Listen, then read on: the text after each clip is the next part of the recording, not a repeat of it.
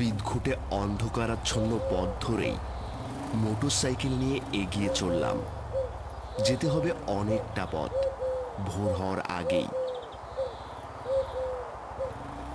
হেডলাইটের আলো যতটুকু পড়েছে ওটুকুই শুধু আলোকিত হচ্ছে, বাকি সব যেন ভাষাহীন অন্ধকার। কিছু বুঝে ওঠার আগেই হেডলাইটে কি যেন উড়ে এসে আছড়ে পড়ল। খুব একটা শব্দ হলো না। যতটা দ্রুত পারি ব্রেক করলাম। ব্রেক না করেও উপায় নেই, অজানা আঘাতে হেডলাইটের আলো বন্ধ হয়ে গেছে। মোটরসাইকেল থেকে নামলাম।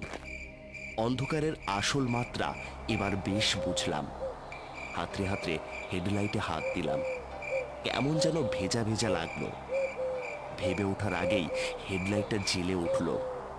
আলোতে হাতটা ধরতেই গা কাটা দিয়ে উঠল মুহূর্তেই। রক্ত লেগে আছে তাতে। হেডলাইটটার দিকে তাকিয়ে আরো চমকালাম।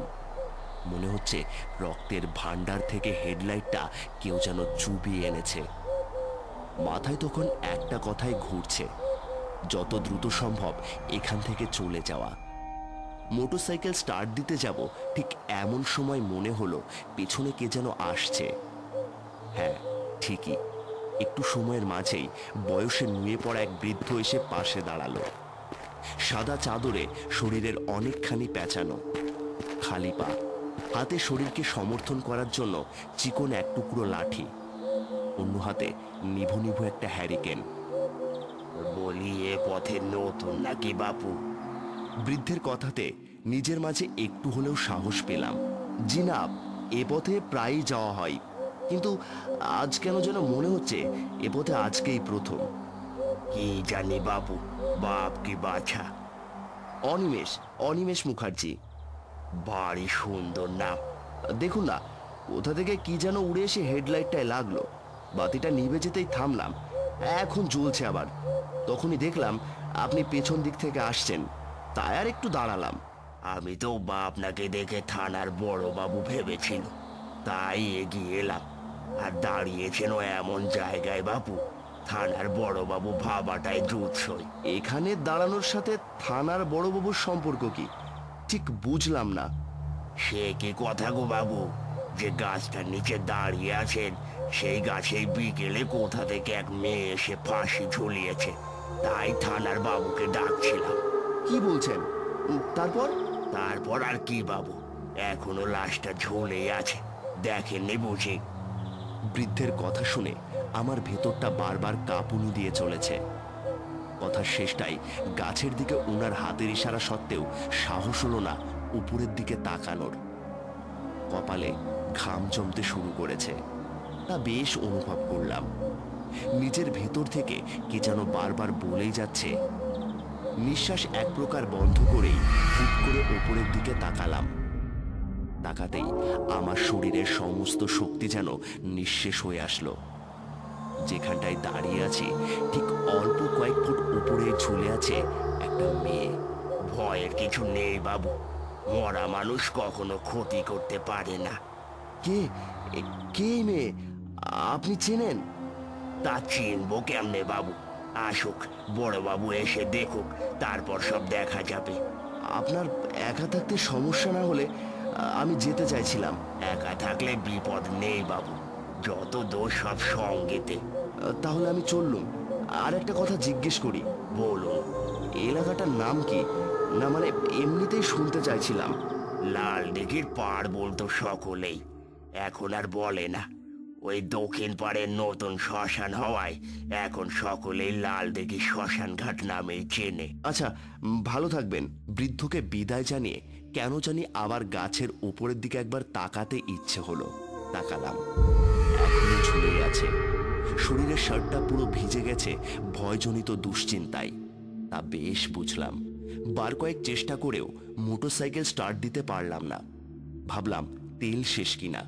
মোটরসাইকেল থেকে নেমে ঝাঁকুনি দিয়ে দেখলাম তেল বেশ আছে। এত তাড়া কিসের বাবু, থাকুন না একটু সময়। থাকতে সমস্যা ছিল না, কিন্তু জরুরি এক কাজে বেরিয়েছি। ভোরের আগেই অনেক দূরে এক স্থানে পৌঁছতে হবে, তাই তাগাদা করছি। কাছাকাছি হলে কথা ছিল, বললেন অনেক দূর। হ্যাঁ, অনেক দূর। মোটরসাইকেলে যেতেই প্রায় ঘন্টা 3 লাগবে। সে তো অনেক দূরের পথ তাহলে। হ্যাঁ, এখন কি যে করি। আচ্ছা, আশেপাশে কোনো মোটরসাইকেল মেকারের বাড়ি বা দোকান হবে? একটু আগে না বললুম এটা একটা শ্মশান ঘাট। কে জেনে বুঝে এমন জায়গায় দোকান দেবে বাবু? এক কাজ করুন, ফোন থাকলে ফোন করে দিন একবার। তাড়াহুড়োতে ফোন আনতে ভুলে গেছি, তাই তো বিপদ বাড়ছে। মাথার যে কি হয়েছে, ফোনটা নিতেও ভুলে গেছি। একটু দাঁড়ান বাবু। আমি নিরুপায় হয়ে বৃদ্ধের দিকে ভালো করে তাকালাম। বৃদ্ধ আমার সাথে কথা শেষ করেই হাতে থাকা হ্যারিকেন আর লাঠিটা মাটিতে রাখলো। সে কি, কি করছেন আপনি? ভয় পাচ্ছেন কেন সাহেব? না না, ভয় পাবো কেন? এই কনকনে ঠান্ডাতেও আপনার জামা ভিজে গেছে ঘামে, আর আপনি বলছেন ভয় করেননি। মিথ্যে ভালো না বাবু, মিথ্যে শুধু জমকেই কাছে টানে। সে যাগ্গে, তো আপনি এসব রাখছেন কেন? আজকালকার ছেলে মেয়ে, যে মেয়েটা ঝুলে আছে তার গলায় দেখুন ছোট্ট একটা ব্যাগ আছে। বৃদ্ধের কথাই আবারও ঝুলে থাকা মেয়েটার দিকে তাকালাম। হ্যাঁ, মেয়েটার গলায় ছোট্ট একটা ব্যাগ ঝোলানো। আপনি দাঁড়ান বাবু, আমি গাছে উঠে ওই ব্যাগটা পেড়ে আনছি, হয়তো ফোন টোন পাওয়া যাবে। আপনি পাগল হয়েছেন নাকি? আপনার উঠতে হবে না, আমি হেঁটে রওনা দিচ্ছি। আর এই বয়সে আপনি গাছে উঠবেন? হাঁটতে গিয়ে তো লাঠি নিচ্ছেন। তা যা বলেছেন বাবু। শুনুন বাবু, আত্মার পাশে গেলে আত্মার শক্তি বাড়ে, সে আপনি বুঝবেন না। দাঁড়ান আপনি। আমাকে কথা বলতে না দিয়েই বৃদ্ধ গাছ বেয়ে উপরে উঠতে লাগলো। ভয় লুকোনো আর্ত চিৎকার নিয়ে আমি হতবাক হয়ে ওনার দিকে তাকিয়ে রইলাম। মোটা ডাল বেয়ে একদম লাশের পাশেই গাছ বেয়ে উঠবার দৃশ্য দেখে মনেই হলো না এই বৃদ্ধ লাঠিতে ভর দিয়ে পথ চলে। সাহেব, এই ফোন একটা পেয়েছি, ব্যাগটাও নামিয়ে আনবো? না না, ঝামেলা বাঁধানোর দরকার নেই, আপনি নেমে আসুন। কেন যেন আমার কথার বিরুদ্ধচারণ করলো না এবার। এক হাতে মোবাইলটা নিয়ে অন্য হাতে গাছ ধরে অবিশ্বাস্যভাবে নেমে এলেন তিনি। গাছ থেকে নামতে যেন তিনি হাঁপিয়ে গেছেন। শব্দ করে ঘন ঘন নিঃশ্বাস নিচ্ছেন। হাতে ধরা মোবাইলটা আমার দিকে এগিয়ে দিলেন। নেওয়াটা উচিত হবে কিনা সেসব ভাবনা আমার ভেতর থেকে যেন হারিয়ে গেছে। মোবাইলটা হাতে নিয়ে চমকালাম। স্ক্রিনের দিকে একবার নজর যেতেই কয়েক পা পিছিয়ে গেলাম। ফোনের ওয়ালপেপারে যে ছবি ভেসে আছে সে আর কেউ না, সে আমার অফিসের কলিগ নিপা। কি হলো সাহেব, ছবি দেখে চমকালেন কেন? আপনি আবার উঠুন, আমিও উঠছি। ওকে নামাতেই হবে, এটা হতেই পারে না। কি হয়েছে বাবু, আপনি চেনেন? চিনি মানে? আমার অফিসের কলিগ, আর আমি ওর বাড়িতে যাচ্ছি। কি বলছেন সাহেব? হ্যাঁ হ্যাঁ, সত্যি বলছি। আমি ওকে নামিয়ে আনছি, আপনি একটু সাহায্য করুন শুধু। না বাবু, আমি পারবো না, একটু অপেক্ষা করুন। বড় বাবু আসবেন একটু পরে, নইলে ঝামেলা বাড়বে। আমি এত কিছু বুঝি না, আপনি একটু সাহায্য করুন, আমি বড়বাবুকে সব বুঝিয়ে বলবো। সাহেব, বড় বাবু এক্ষুনি আসবেন, একটু অপেক্ষা করুন, তাতে সবারই ভালো হবে। এমন তো নয় নামিয়ে আনলে উনি বেঁচে যাবেন। সময় আর কাটছেই না। এপাশ ওপাশ করতে করতে আরো অনেকটা সময় কেটে গেল।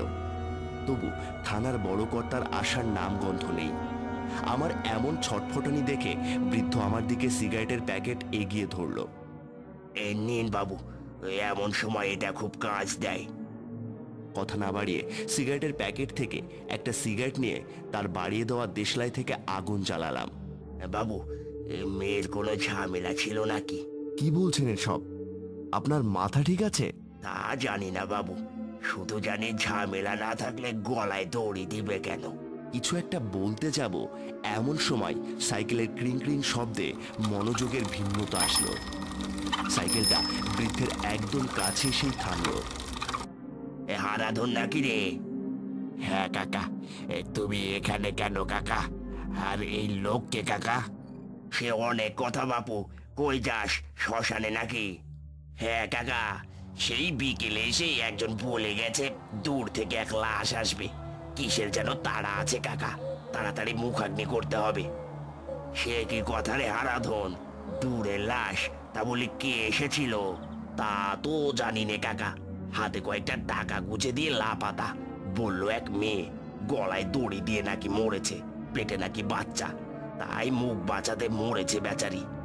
কি কাল এলো গো বাবু, মুখের দাম যদি বুঝতোই তবে ঝামেলা করার দরকার কি, যত সব। সে বুঝে আমার লাভ কি কাকা? তা তুমি এখানে কেন? লাশ আসবে নাকি? এলে তাড়াতাড়ি শ্মশানে আনিও, তাহলে তাড়াতাড়ি কাজ ছেড়ে বাড়ি ফিরবো। ওই যে লাশ ঝুলে আছে, বড়বাবু আসলে নামিয়ে তোর ওখানে আনছি। ঝুলন্ত লাশ দেখেও হারাধনের মুখে কোনো পরিবর্তন দেখলাম না। হয়তো সারাক্ষণ শ্মশানে থাকতে থাকতেই এমন অভ্যস্ত হয়ে গেছে সে।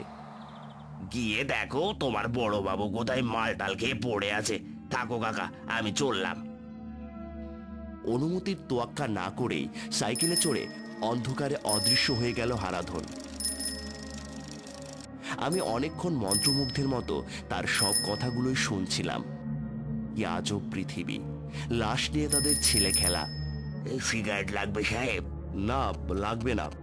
বলি, আপনার বড়বাবু যদি আজ না আসে তবে কি সারা রাত এখানেই থাকতে হবে আমাদের? হ্যাঁ সাহেব। এটা কোনো নিয়ম হলো নাকি? এই দুনিয়ায় মানুষের চেয়ে নিয়মই বেশি সাহেব, তাই তো এত বলি হচ্ছে মানুষ। কিছু করার নেই বাবু, দেখবেন একটু সময়ের মধ্যে আসবেন তিনি। আর আপনার অল্প সময়। ভোর রাতের দিকে শব্দওয়ালা একখানা মোটরসাইকেল করে থানার বড়বাবু আসলেন। কাছে আসতেই উদ্ভট গন্ধে আমার ভেতরটা উল্টে যাওয়ার জো। পানশালা থেকে যে ফিরেছেন তা শরীরের টালমাটাল দশা দেখে যে কেউ বুঝতে পারবে। তারপর গাছে ঝুলে থাকা লাশটার দিকে তাকিয়ে কি যেন বিড়বিড় করতে লাগলেন। এত তারা কিসের রে?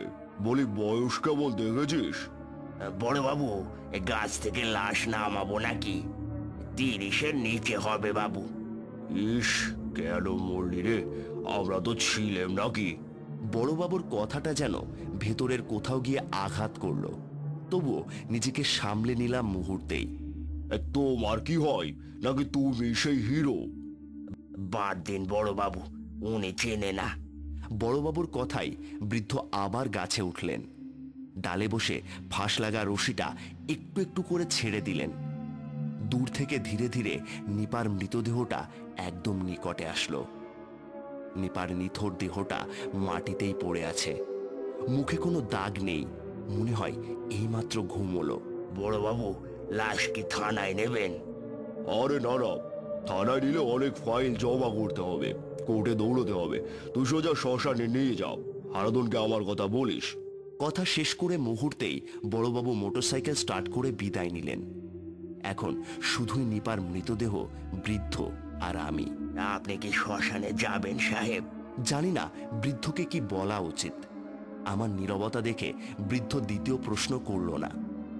আমি শুধু চেয়ে চেয়ে দেখলাম নিপাকে আর কোলে করে বৃদ্ধ শ্মশানের পথে হেঁটে চলল। মুহূর্তেই অদৃশ্য হয়ে গেল ঘন অন্ধকারে। মোটরসাইকেলের পাশেই হ্যারিকেনটা তখনও মিটমিট করে আলো দিচ্ছে। দৃষ্টিটা না সরাতেই দৃষ্টি আটকালো পাশে পড়ে থাকা মোবাইলটাই। মোবাইলটা হাতে নিয়ে নিপার ছবিটার দিকে এক দৃষ্টিতে তাকিয়ে রইলাম। দক্ষিণা বাতাসে এক বিশ্রী গন্ধ মিশে আসলো। দৃষ্টিটা না সরাতেই দৃষ্টি আটকালো পাশে পড়ে থাকা মোবাইলটাই। দক্ষিণা বাতাসে এক বিশ্রী গন্ধ মিশে আসলো।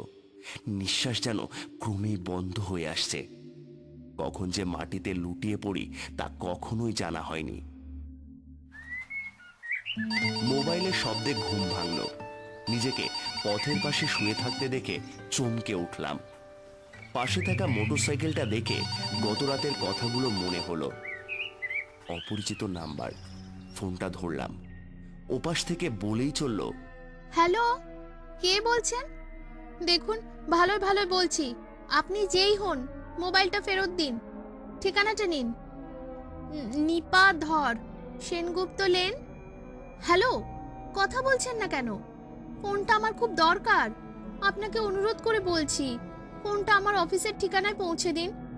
Hello hello. কণ্ঠ যে নিপারি তা আমি নিশ্চিত। তার সাথে যে অনেক বছরের পরিচয়, অনেক দিনের সখ্যতা। তাহলে রাতে সেই লাশটা কার? নিজের চোখেই তো নিপাকে দেখেছি।